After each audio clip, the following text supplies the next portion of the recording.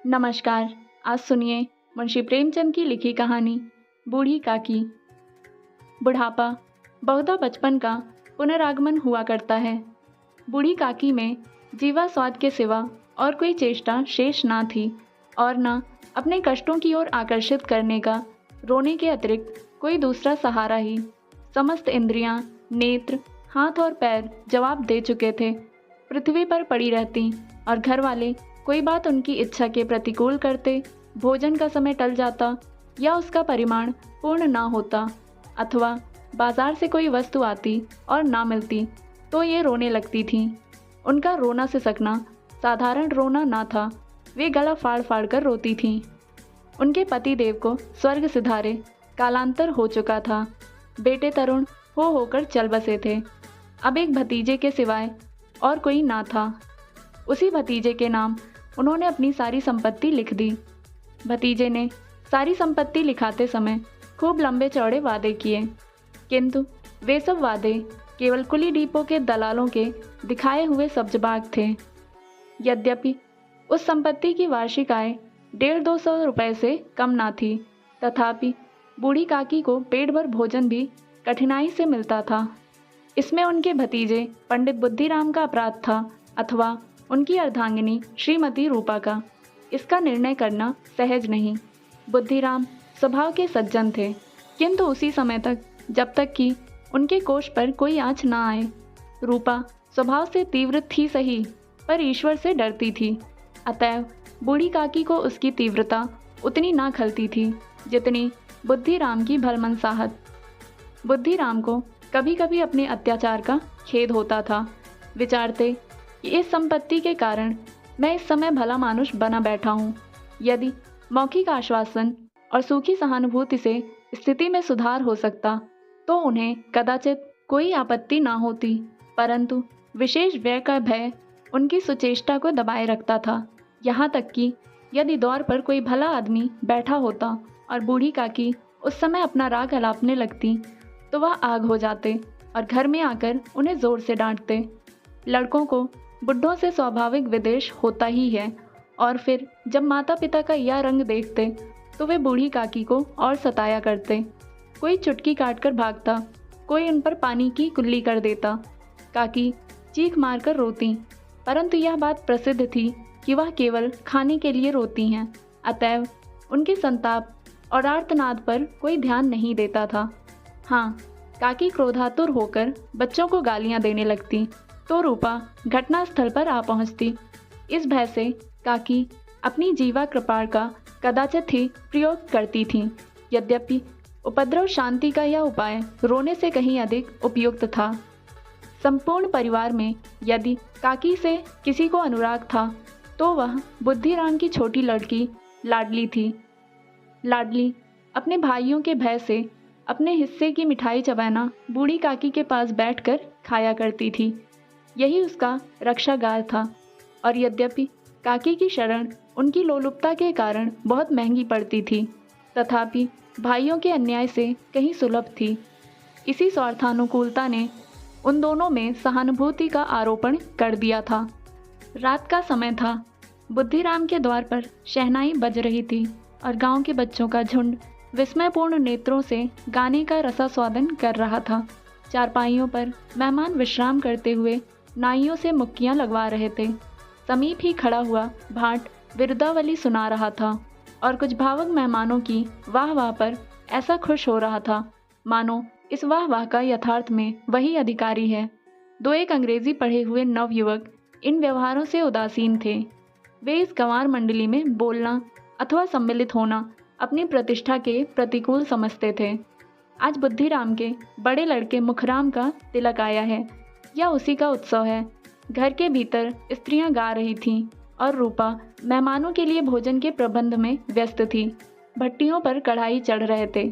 एक में पूड़ियाँ कचौड़ियाँ निकल रही थीं, दूसरे में अन्य पकवान बनते थे। एक बड़े हंडे में मसालेदार तरकारी पक रही थी। घी और मसाले की क्षुधावर्धक सुगंधी चारों ओर फैली हुई थी। बूढ़ी काकी अपनी कोठरी में शोकमय विचार की भांति बैठी हुई थी। यह स्वाद मिश्रित सुगंध उन्हें बेचैन कर रही थी। वे मन ही मन विचार कर रही थीं संभवतः मुझे पूड़ियाँ ना मिलेंगी। इतनी देर हो गई, कोई भोजन लेकर नहीं आया। मालूम होता है सब लोग भोजन कर चुके हैं, मेरे लिए कुछ ना बचा। यह सोचकर उन्हें रोना आया, परंतु अपशगुन के भय से वह रो ना सकी। आहा, कैसी सुगंध है!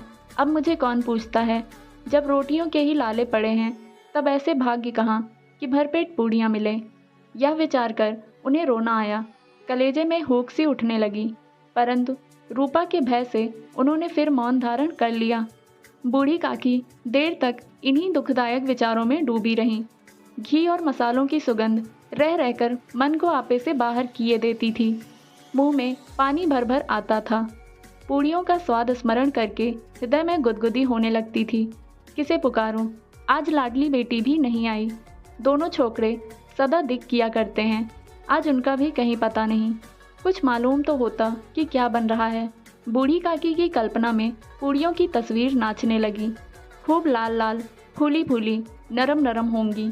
रूपा ने भली भांति भोजन किया होगा। कचौड़ियों में अजवाइन और इलायची की महक आ रही होगी। एक पूड़ी मिलती तो ज़रा हाथ में लेकर देखती। क्यों न चलकर कढ़ाई के सामने ही बैठूं। पूड़ियाँ छन छन कर तैयार होंगी। कढ़ाई से गरम गरम निकालकर थाल में रखी जाती होंगी। फूल हम घर में भी सूंघ सकते हैं, परंतु वाटिका में कुछ और बात होती है। इस प्रकार निर्णय करके बूढ़ी काकी उकड़ों बैठकर हाथों के बल सरकती हुई बड़ी कठिनाई से चौखट से उतरी और धीरे धीरे रेंगती हुई कढ़ाई के पास आ बैठी। यहाँ आने पर उन्हें उतना ही धैर्य हुआ जितना भूखे कुत्ते को खाने वाले के सम्मुख बैठने में होता है। रूपा उस समय कार्यभार से उद्विग्न हो रही थी। कभी इस कोठे में जाती, कभी उस कोठे में, कभी कढ़ाई के पास आती, कभी भंडार में जाती। किसी ने बाहर से आकर कहा, महाराज ठंडाई मांग रहे हैं। ठंडाई देने लगी। इतने में फिर किसी ने आकर कहा, भाट आया है, उसे कुछ दे दो। भाट के लिए सीधा निकाल रही थी कि एक तीसरे आदमी ने आकर पूछा, अभी भोजन तैयार होने में कितना विलंब है, ज़रा ढोल मजीरा उतार दो। बेचारी अकेली स्त्री दौड़ते दौड़ते व्याकुल हो रही थी, झुंझलाती थी, कुढ़ती थी, परंतु क्रोध प्रकट करने का अवसर ना पाती थी। भय होता कहीं पड़ोसी ने यह ना कहने लगे कि इतने में उबल पड़ी। प्यास से स्वयं कंठ सूख रहा था, गर्मी के मारे फूंकी जाती थी, परंतु इतना अवकाश भी नहीं था कि ज़रा पानी पी लें अथवा पंखा लेकर झले। यह भी खटका था कि ज़रा आँख हटी और चीज़ों की लूट मची। इस अवस्था में उसने बूढ़ी काकी को कढ़ाई के पास बैठे देखा तो जल गई। क्रोध ना रुक सका। इसका भी ध्यान न रहा कि पड़ोसी ने बैठी हुई हैं। मन में क्या कहेंगी, पुरुषों में लोग सुनेंगे तो क्या कहेंगे। जिस प्रकार मेढक केचुए पर झपटता है, उसी प्रकार बूढ़ी काकी पर झपटी और दोनों हाथों से झटक कर बोली, ऐसे पेट में आग लगे। पेट है या भाड़? कोठरी में बैठे हुए क्या दम घुटता था? अभी मेहमानों ने नहीं खाया, भगवान को भोग नहीं लगा, तब तक धैर्य न हो सका, आकर छाती पर सवार हो गई। जल जाए ऐसी जीभ। दिन भर खाती न होती तो न जाने किसकी हाड़ी में मुंह डालती। गांव देखेगा तो कहेगा कि बुढ़िया भरपेट खाने को नहीं पाती, तभी तो इस तरह मुंह बाए फिरती है। डायन न मरे न माचा छोड़े, नाम बेचने पर लगी है, नाक कटवा कर दम लेगी, इतना ठूसती है, न जाने कहाँ भस्म हो जाता है। भला चाहती हो तो जाकर कोठरी में बैठो, जब घर के लोग खाने लगेंगे तब तुम्हें भी मिलेगा। तुम कोई देवी नहीं हो कि चाहे किसी के मुंह में पानी न जाए, परंतु तुम्हारी पूजा पहले ही हो जाए। बूढ़ी काकी ने सिर उठाया, न रोई न बोली, चुपचाप रेंगती हुई अपनी कोठरी में चली गईं। आवाज़ ऐसी कठोर थी कि हृदय और मस्तिष्क की संपूर्ण शक्तियाँ, संपूर्ण विचार और संपूर्ण भार उसी ओर आकर्षित हो गए थे। नदी में जब कगार का कोई वृद्ध खंड कटकर गिरता है तो आसपास का जल समूह चारों ओर उसी स्थान को पूरा करने के लिए दौड़ता है। भोजन तैयार हो गया है। आंगन में पत्तलें पड़ गईं। मेहमान खाने लगे। स्त्रियों ने जेवनार गीत गाना आरंभ कर दिया। मेहमानों के नाई और सेवक गण भी उसी मंडली के साथ किंतु कुछ हटकर भोजन करने बैठे थे, परंतु सभ्यता अनुसार जब तक सबके सब खा ना चुके कोई उठ नहीं सकता था। दो एक मेहमान जो कुछ पढ़े लिखे थे, सेवकों के दीर्घाहार पर झुंझला रहे थे। वे इस बंधन को व्यर्थ और बेसिर पैर की बात समझते थे। बूढ़ी काकी अपनी कोठरी में जाकर पश्चाताप कर रही थीं कि मैं कहाँ से कहाँ गई। उन्हें रूपा पर क्रोध नहीं था, अपनी जल्दबाजी का दुख था। सच ही तो है, जब तक मेहमान लोग भोजन ना कर चुकेंगे घर वाले कैसे खाएंगे। मुझसे इतनी देर भी ना रहा गया, सबके सामने पानी उतर गया। अब जब तक कोई बुलाने ना आएगा ना जाऊंगी। मन ही मन इसी प्रकार का विचार कर वह बुलाने की प्रतीक्षा करने लगीं, परंतु घी की रुचिकर सुबास बड़ी धैर्य परीक्षक प्रतीत हो रही थी। उन्हें एक एक पल एक एक युग के समान मालूम होता था। अब पत्तलें बिछ गई होंगी, अब मेहमान आ गए होंगे, लोग हाथ पैर धो रहे हैं, नाई पानी दे रहा है, मालूम होता है लोग खाने बैठ गए, जेवनार गाया जा रहा है। यह विचार कर वह मन को बहलाने के लिए लेट गईं। धीरे धीरे एक गीत गुनगुनाने लगीं। उन्हें मालूम हुआ कि मुझे गाते देर हो गई। क्या इतनी देर तक लोग भोजन कर ही रहे होंगे, किसी की आवाज़ नहीं सुनाई देती। अवश्य ही लोग खा पीकर चले गए, मुझे कोई बुलाने नहीं आया। रूपा चिढ़ गई है, क्या जाने ना बुलाए। सोचती हो कि आप ही आएंगी, वह कोई मेहमान तो नहीं जो उन्हें बुलाऊं। बूढ़ी काकी चलने के लिए तैयार हुई। यह विश्वास कि 1 मिनट में पूड़ियाँ और मसालेदार तरकारियाँ सामने आएंगी उनकी सौदेंद्रियों को गुदगुदाने लगा। उन्होंने मन में तरह तरह के मंसूबे बांधे। पहले तरकारी से पूड़ियाँ खाऊंगी, फिर दही और शक्कर से। कचौरियाँ रायते के साथ मज़ेदार मालूम होंगी, चाहे कोई बुरा माने चाहे भला, मैं तो मांग मांग कर खाऊंगी। यही ना लोग कहेंगे कि इन्हें विचार नहीं। कहा करें, इतने दिन बाद पूड़ियाँ मिल रही हैं तो मुंह जूठा करके थोड़े ही उठ जाऊंगी। वह उकड़ू बैठकर हाथों के बल सरकती हुई आंगन में आई, परंतु हाँ दुर्भाग्य, अभिलाषा ने उनके पुराने स्वभाव के अनुसार समय की मिथ्या कल्पना की थी। मेहमान मंडली अभी बैठी हुई थी। कोई खाकर उंगलियां चाटता था, कोई तिरछे नेत्रों से देखता था कि और लोग अभी खा रहे हैं या नहीं। कोई इस चिंता में था कि पत्तल पर पूड़ियाँ छूट जाती हैं, किसी तरह इन्हें भीतर रख लेता। कोई दही खाकर जीभ चटकारता था, परंतु दूसरा दोना मांगते संकोच करता था कि इतने में बूढ़ी काकी रेंगती हुई उनके बीच में जा पहुंची। कई आदमी चौंक कर उठ खड़े हुए, पुकारने लगे, अरे यह बुढ़िया कौन है, यह कहाँ से आ गई, देखो किसी को छू ना दें। पंडित बुद्धिराम काकी को देखते ही क्रोध से तिलमिला गए। पूड़ियों का थाल लिए खड़े थे, थाल को जमीन पर पटक दिया और जिस प्रकार निर्दयी महाजन अपने किसी बेईमान और भगोड़े कर्जदार को देखते ही झपट कर उसका टेटुआ पकड़ लेता है, उसी तरह लपक कर उन्होंने काकी के दोनों हाथ पकड़े और घसीटते हुए लाकर उन्हें अंधेरी कोठरी में धम से पटक दिया। आशा रूपी वाटिका लू के एक झोंके में नष्ट विनष्ट हो गई। मेहमानों ने भोजन किया, घरवालों ने भोजन किया, बाजे वाले, धोबी, चमार भी भोजन कर चुके, परंतु बूढ़ी काकी को किसी ने ना पूछा। बुद्धिराम और रूपा दोनों ही बूढ़ी काकी को उनकी निर्लज्जता के लिए दंड देने का निश्चय कर चुके थे। उनके बुढ़ापे पर, दीनता पर, हत ज्ञान पर किसी को करुणा ना आई थी। अकेली लाडली उनके लिए कुढ़ रही थी। लाडली को काकी से अत्यंत प्रेम था। बेचारी भोली लड़की थी, बाल विनोद और चंचलता की उसमें गंध तक ना थी। दोनों बार जब उसके माता पिता ने काकी को निर्दयता से घसीटा तो लाडली का हृदय ऐंठ कर रह गया। वह झुंझला रही थी कि यह लोग काकी को क्यों बहुत सी पूड़ियाँ नहीं दे देते, क्या मेहमान सबकी सब खा जाएंगे, और यदि काकी ने मेहमानों के पहले खा लिया तो क्या बिगड़ जाएगा। वह काकी के पास जाकर उन्हें धैर्य देना चाहती थी, परंतु माता के भय से ना जाती थी। उसने अपने हिस्से की पूड़ियाँ बिल्कुल ना खाई थीं, अपनी गुड़िया की पिटारी में बंद कर रखी थी। उन पूड़ियों को काकी के पास ले जाना चाहती थी। उसका हृदय अधीर हो रहा था। बूढ़ी काकी मेरी बात सुनते ही उठ बैठेंगी, पूड़ियाँ देखकर कैसी प्रसन्न होंगी, मुझे खूब प्यार करेंगी। रात को 11 बज गए थे। रूपा आंगन में पड़ी सो रही थी। लाडली की आंखों में नींद न थी। काकी को पूड़ियाँ खिलाने की खुशी उसे सोने ना देती थी। उसने गुड़ियों की पिटारी सामने ही रखी थी। जब विश्वास हो गया कि अम्मा सो रही है तो वह चुपके से उठी और विचारने लगी, कैसे चलूं? चारों ओर अंधेरा था, केवल चूल्हों में आग दहक रही थी और चूल्हों के पास एक कुत्ता लेटा हुआ था। लाडली की दृष्टि द्वार के सामने वाले नीम की ओर गई। उसे मालूम हुआ कि उस पर हनुमान जी बैठे हुए हैं। उनकी पूंछ, उनकी गदा, सब कुछ स्पष्ट दिखलाई दे रहा है। मारे भय के उसने आंखें बंद कर ली। इतने में कुत्ता उठ बैठा। लाडली को ढांढस हुआ। कई सोए हुए मनुष्यों के बदले एक भागता हुआ कुत्ता उसके लिए अधिक धैर्य का कारण हुआ। उसने पिटारी उठाई और बूढ़ी काकी की कोठरी की ओर चली।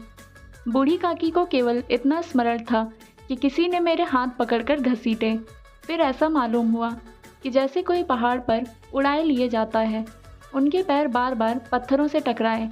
तब किसी ने उन्हें पहाड़ पर से पटका। वे मूर्छित हो गईं।